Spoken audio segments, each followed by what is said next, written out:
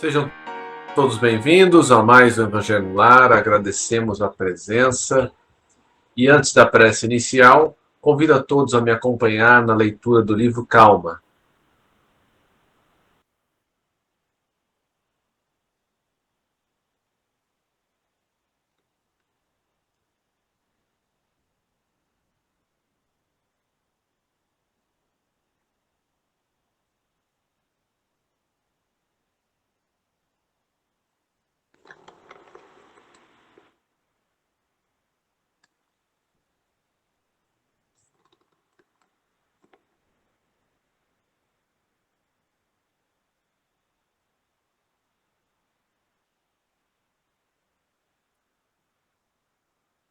Rusgas Nossa, começando de novo. Rusgas domésticas.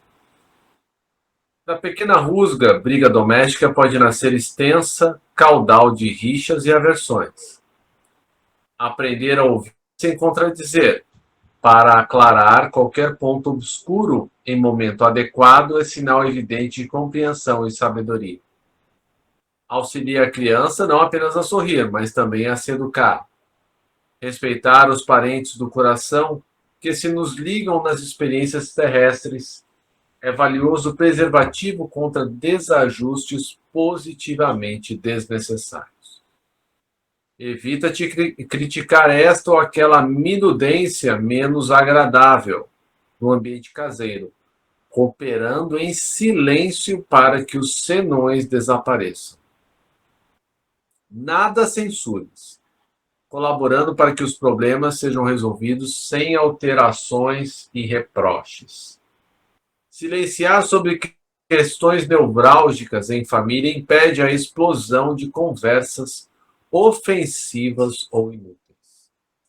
Não revivas os mal-entendidos de ontem ou de qualquer fase do passado, para que as faltas e erros no lar sejam realmente esquecidos. Aprendamos a não gritar e sim conversemos. Não te esqueças, a união começa de casa, mas a calma geral começa em ti mesmo. Livro Calma, Francisco Cândido Xavier, por Emmanuel. Prece inicial. Nosso Pai, na terra e no céu, sagrado é o teu nome. Seja feita a tua vontade conosco como no espaço. Dai-nos do teu pão suficiente para o dia. Em tua compaixão, perdoai-nos e alargai-nos nossos corações para que perdoemos uns aos outros. Guia-nos para ti, Senhor, e dá-nos suas mãos em nossas trevas, pois teu é o reino e em ti são nosso poder e realização. Amém. Rogamos ao Senhor Deus Todo-Poderoso enviar-nos bons espíritos para nos assistirem, afastar aqueles que possam induzir-nos ao erro e dar-nos a luz necessária para distinguirmos a verdade da impostura. Afastai também os espíritos malfazejos, encarnados ou desencarnados, que poderiam tentar lançar a desunião entre nós e com isso desviar-nos da caridade e do amor ao próximo. Se alguns procurarem penetrar nesse recinto, fazei que não encontrem acesso em nossos corações. Bons espíritos, que vos dignais vir instruir-nos, tornai-nos dóceis aos vossos conselhos, afastai-nos de todo pensamento egoísta, de orgulho, de inveja e de ciúmes. Inspira-nos a indulgência e a benevolência para com os nossos semelhantes presentes ou ausentes, amigos ou inimigos. Fazei, enfim, que pelos sentimentos que nos animarem, possamos reconhecer a vossa salutar influência. Dai aos médiuns que encarregardes de nos transmitir os vossos ensinamentos a consciência da santidade do mandato que lhes é confiado e da gravidade do ato que vão praticar, a fim de que o façam com o fervor e o recolhimento necessários. Se estiverem entre nós pessoas que foram atraídas por outros sentimentos que não o do bem, abre os seus olhos à luz, Senhor, e perdoai-as como nós as perdoamos, se vieram com intenções malfazejas. Pedimos especialmente aos sagrados Espíritos da Luz, aos nossos guias espirituais, para nos assistirem e velarem por nós nesse ato, assim seja. Amém. Obrigado, Rubem. O que vamos ver, meninas? Rosinha, você pode escolher, por favor, filho? Sim. Questão 868 do Livro dos Espíritos, conhecimento do futuro.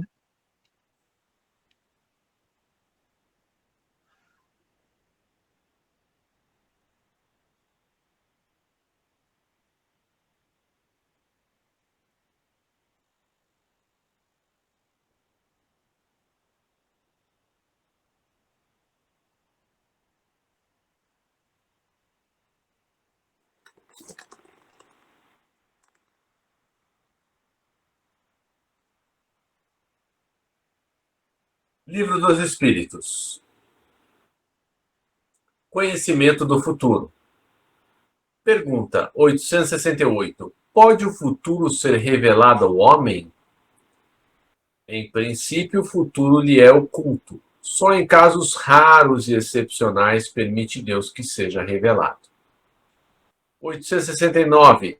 Com que fim o futuro se conserva oculto ao homem?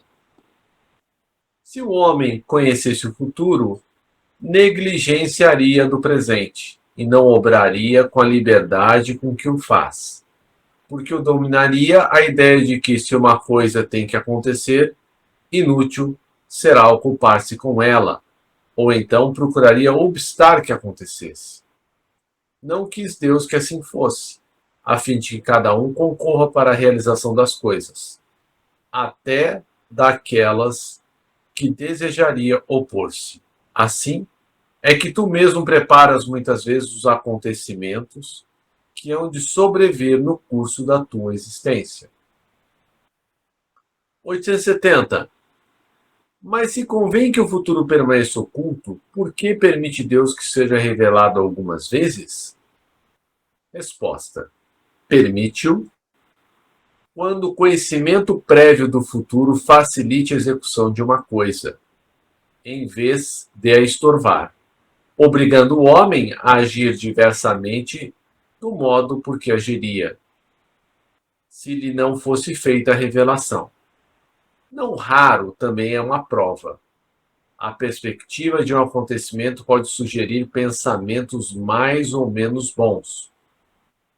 Se um homem vem a saber, por exemplo, que vai receber uma herança com que não conta, pode dar-se que a revelação deste fato desperte nele o sentimento de cobiça, pela perspectiva de tornar impossíveis maiores gozos terrenos, pela ânsia de possuir mais depressa a herança, desejando talvez, para que tal se dê, a morte daquele de quem herdará.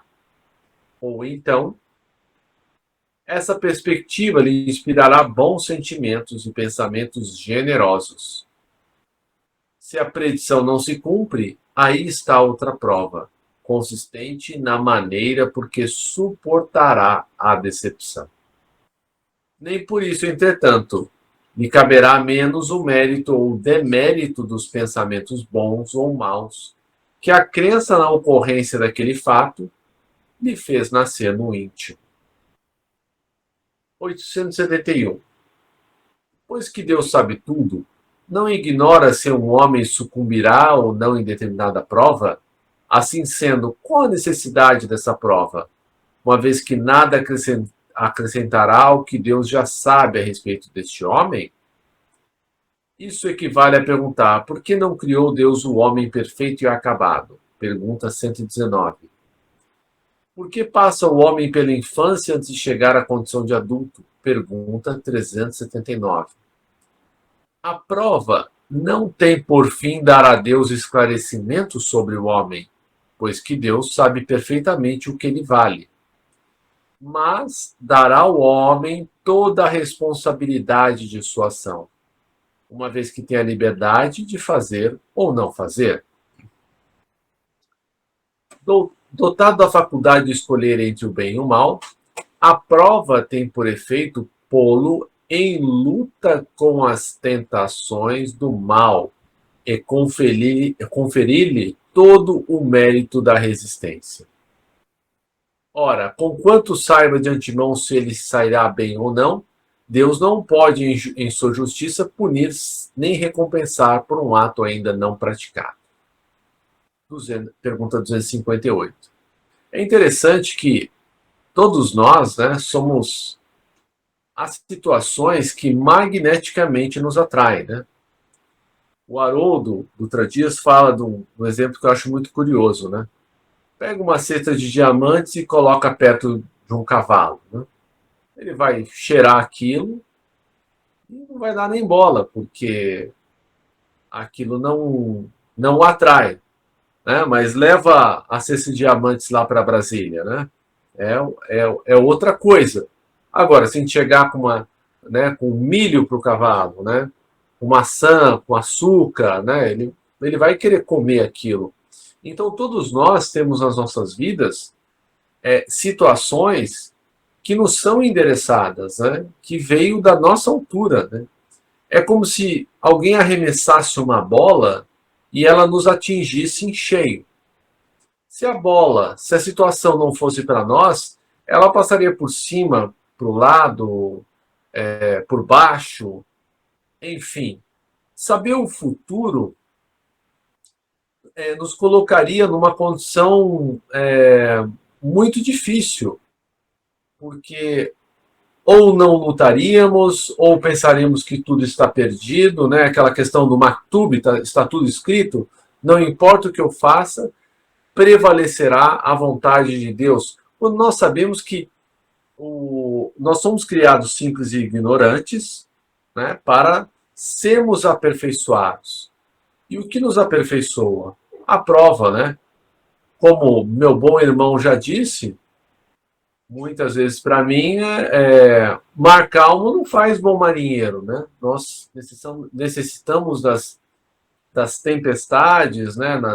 Das dificuldades para nós pormos em prática a nossa resiliência ou antifragilidade, a nossa inteligência, a nossa perspicácia, para que certos fatos quebrem, né, o nosso orgulho, o nosso egoísmo, né, porque nós somos tais quais somos já há muito tempo. Eu não sei qual palestrante que disse, mas acho que foi o Haroldo também, que há erros em nós que nós estamos repetindo há dezenas de encarnações. Então, por aí a gente vê que como Deus é paciente com todos nós, como Jesus é paciente com todos nós. E justamente aquelas questões que nós sentimos mais resistentes em nós são aquelas que têm raízes profundas, né? Então, saber o futuro ou não nos acrescenta nada, né? Por isso que é algo que é excepcional, é raro, né? Algum comentário até aqui? Não, Fred, o que a gente pode depreender sobre esses ensinamentos é fácil se prever o futuro de um ser humano.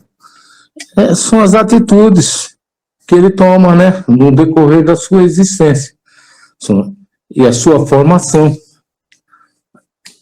E pautar por um dos pilares do kardecismo, que é a reforma íntima. É para isso que nós viemos, né? Para buscar uma evolução espiritual.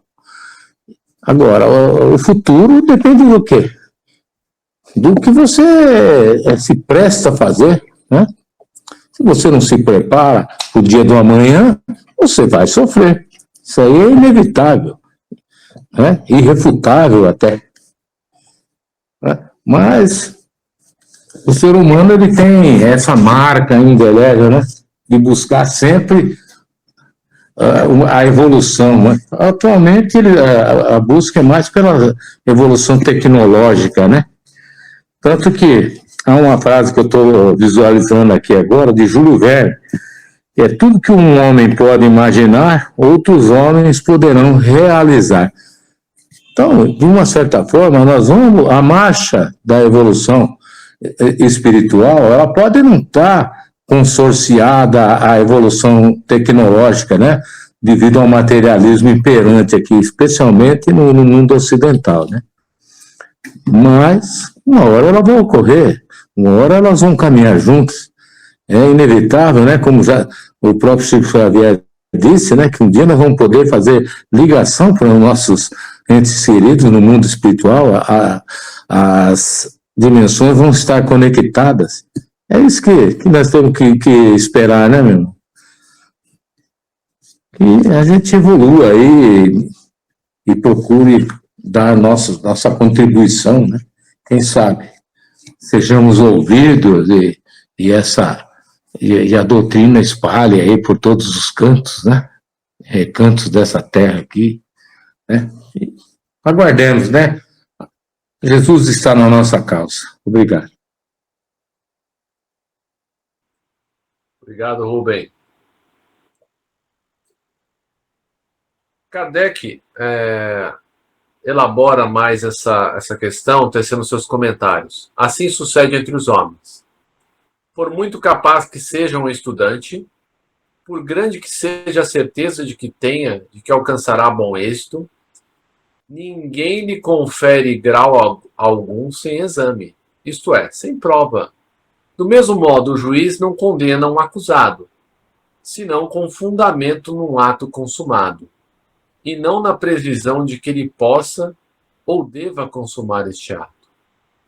Quanto mais se reflete nas consequências que teria para o homem o conhecimento do futuro, melhor se vê quanto foi sábia a providência em lhe ocultar. A certeza de um acontecimento venturoso lançaria na inação. A de um acontecimento infeliz o encheria de desânimo. Em ambos os casos, suas forças ficariam paralisadas, né? Eu fico pensando, né, nessa parte, né? Um outro comentário do Haroldo, que ele fala assim, né? Eu fico imaginando, né, se Jesus, ao dizer para Saulo, né, para Paulo, que em vez de, né, entra na cidade e falar assim, não, olha só o que vai acontecer. Você vai passar 2 anos no deserto, depois você vai ser humilhado, depois você vai ser preso, depois você vai ser assassinado, depois você vai fazer isso. Ou seja, tudo.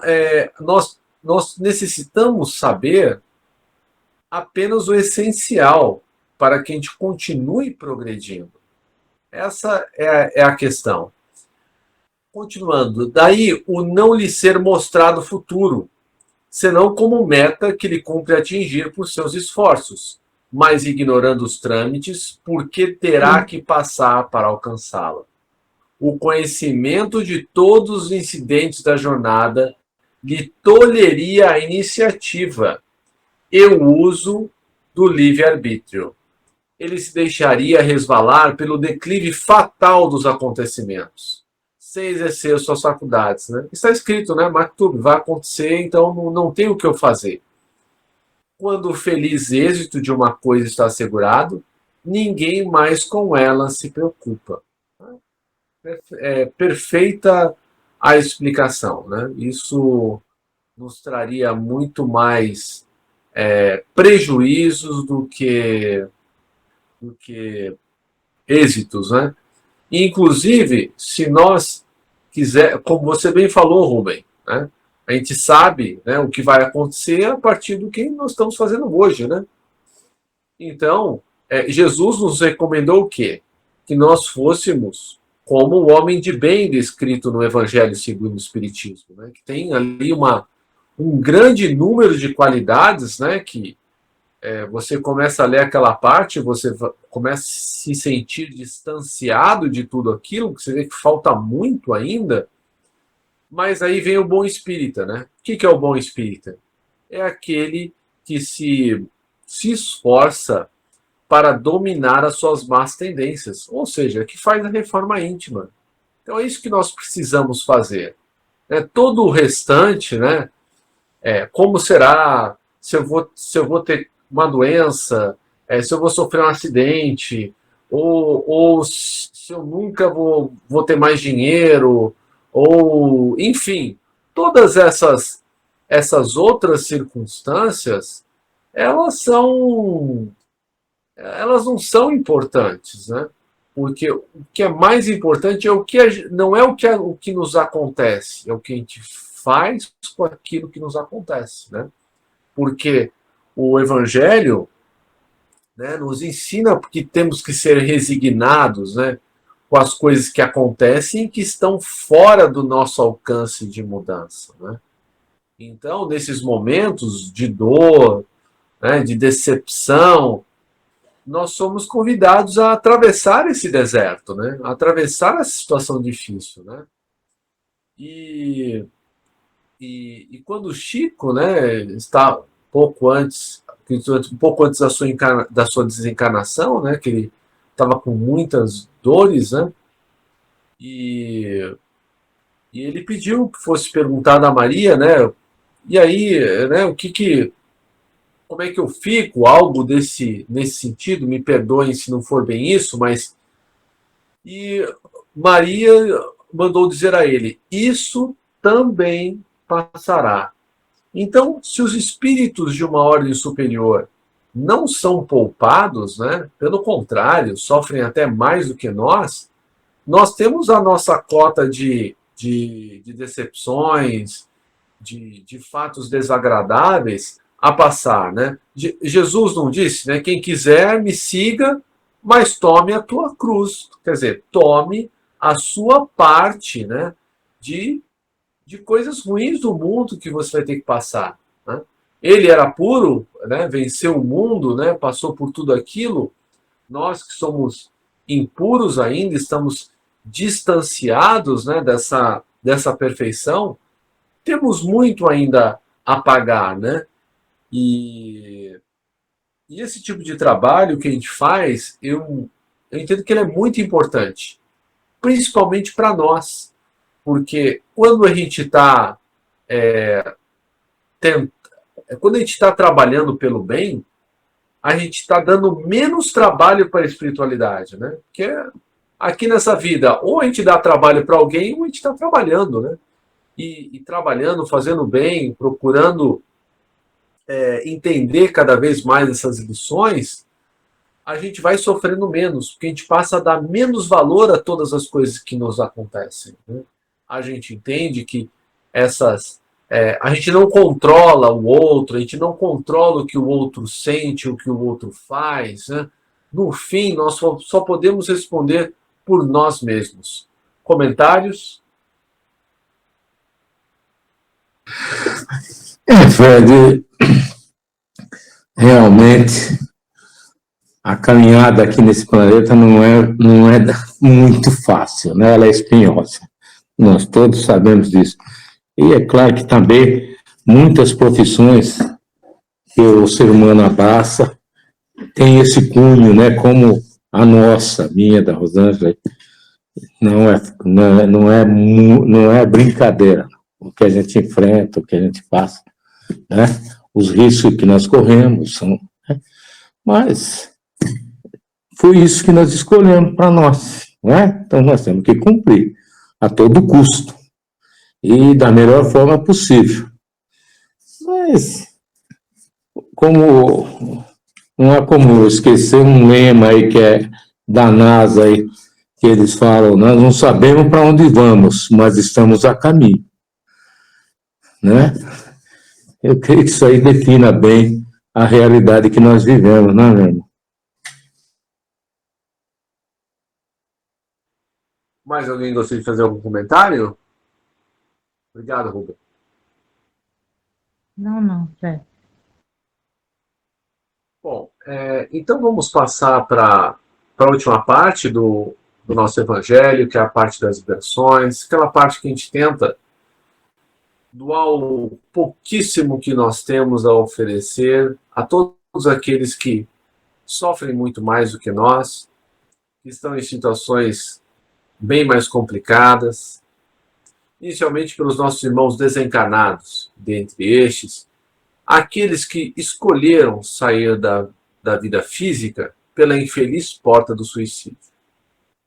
Como o nosso irmão Charles, o meu xará Fred, a Verena, a Juliana, o Elias, a Gabriele, o Alain, o Bruno e tantos outros. Que esses irmãos possam ser amparados neste momento. E que possamos também pedir a Jesus que ampare todos os nossos irmãos encarnados que estão em sofrimento, sofrendo de obsessões, que muitas vezes parecem nos ser muito cruéis e realmente o são, mas hoje nós já sabemos pelos inúmeros livros da codificação e outros, como da série O Mundo Espiritual, de André Luiz, que nenhuma obsessão é sem motivo. Aquele que é vítima hoje já foi algoz, já foi carrasco, já prejudicou os interesses daquele que não perdoou. Então nós sabemos que existem injustiças, mas nunca injustiçados. Todos nós sofremos de acordo com a lei de causa e efeito. E muitas vezes sofremos até menos daquilo de que merecíamos. Então vamos pedir a Jesus que ampare esses irmãos, para que esses laços de amor, de amizade, que foram rompidos por traições, por quebra de confiança, que esses laços possam ser refeitos. E que agora, neste momento, possamos vibrar pelas pessoas que nos vêm à mente neste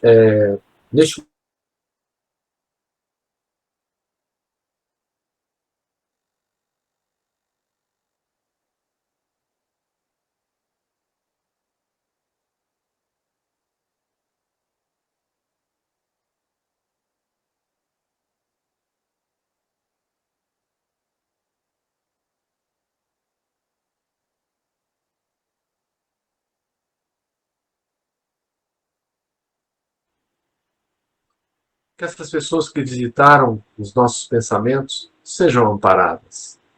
Peçamos também por todos os homens e mulheres que detêm o poder na Terra, que eles possam restabelecer e manter a paz no planeta, fazendo o melhor que podem pelos que mais precisam.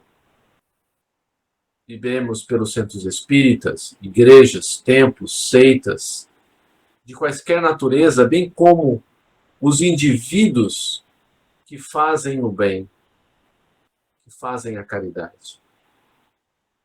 E por fim, peçamos a Jesus que nos fortaleça no caminho do bem, para que possamos cumprir com coragem os nossos deveres, fazendo a nossa pequena parte na construção do reino de regeneração que Ele nos prometeu, mas que começa no coração de cada um de nós, os nossos esforços diários para dominar as nossas más tendências, fazendo assim a nossa reforma íntima, que é o nosso objetivo aqui na Terra.